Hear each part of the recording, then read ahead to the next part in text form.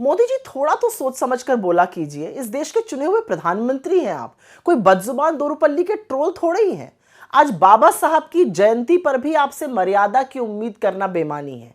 आज भी आपने कांग्रेस को कोसा और यही नहीं, एक वर्ग को पंक्चर बनाने वाला तक कह डाला। खैर, आप खुद तो हरियाणा में रैली संबोधित करने के लिए निकल लिए। आपके अंदर तो इतनी भी तमीज नहीं थी कि बाबा साहब को सेंट्रल हॉल में पुष्पांजलि देते।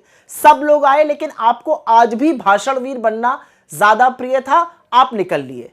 और आपके गृह मंत्री अमित शाह जी, जिनको अंबेडकर का नाम जपना फैशन लगता है, वो तो आए नहीं। न सदन में आए, न प्रेरणा स्थल पे आए। वो पूरी तरह से नदारद थे।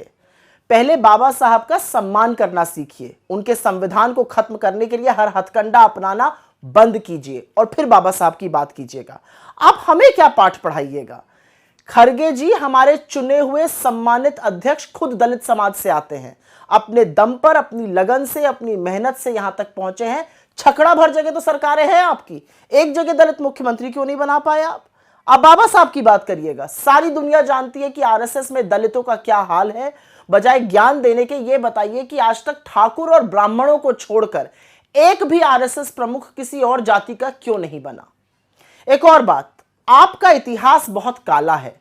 लिखित दस्तावेज बताते हैं कि बाबा साहब को चुनाव हराने में आपके आराध्य सावरकर ने अपने धुर विरोधियों के साथ हाथ मिलाकर इस साजिश को अंजाम दिया था। और ये कौन नहीं जानता कि आपके जनसंघ और आरएसएस के पुरखे, चाहे वो गोलवलकर हो, सावरकर हो, श्यामा प्रसाद मुखर्जी हो, उन्होंने ना सिर्फ बाबा साहब को अपशब्द कहे, बल्कि उनकी तस्वीरें और संविधान की प्रतियां भी जलाई और बहुत भला बुरा कहा था इस संविधान को। सच तो यह है कि आप लोगों को आज भी बाबा साहब के समता मूलक समाज से चिढ़ है। तभी तो आपके तमाम नेता, सांसद और मंत्री और संघ के लोग कितनी बार संविधान बदलने की बात कह चुके हैं। अच्छा होगा अगर आज के दिन आप थोड़ा आत्ममंथन करते और सोचते कि जो आपकी नफरत और विभाजन की राजनीति है, वो मेरे देश को किस रास्ते पर ले जा रही है।